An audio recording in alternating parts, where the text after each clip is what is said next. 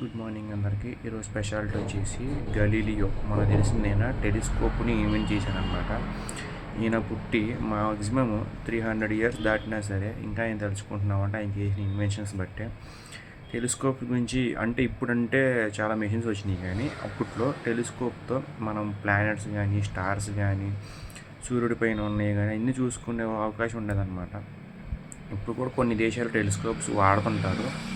So Galileo అంటే great scientist మన దొరకడం మనకు అదృష్టం అని చెప్పుకోవాలి. కాకపోతే ఆయన మన కంట్రీ అయితే కాదు, ఇటలీ అనమాట. చనిపోయింది ఇటలీలోనే, పుట్టింది ఇటలీలోనే. 1500s టైంలో పుట్టారనమాట ఆయన. ఈరోజు అయింది బర్త్డే అని చెప్పుకోవాలి. 300 దాటింది బర్త్డే ఈరోజు అయింది. 336th బర్త్డే అనుకుంటా. క్లారిటీ ఏజ్ లెక్క పెట్టాలి, తర్వాత మీకు టైటిల్లో పెడతాను. అండ్ గలీలియో గారి గురించి మీకు ఇంకేం తెలుసు, ఏమైనా చదువుకున్నారా ఖచ్చితంగా కామెంట్ సెక్షన్ చెప్పడం మర్చిపోమాకండి. And telescope invention is great awardist అని చెప్పుకోవాలి, అండ్ గ్రేట్ యూజెస్ అని చెప్పుకోవాలి.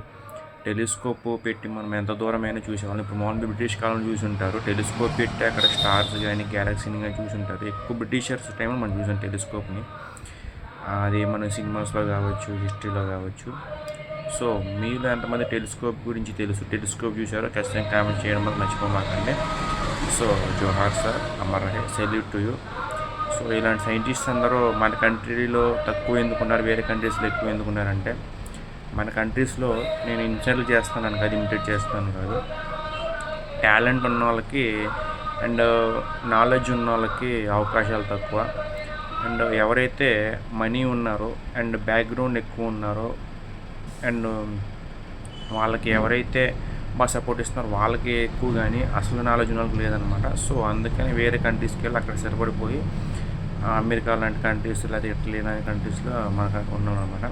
సో గమనిస్తారని ఆశిస్తున్నాను. Thank you so much.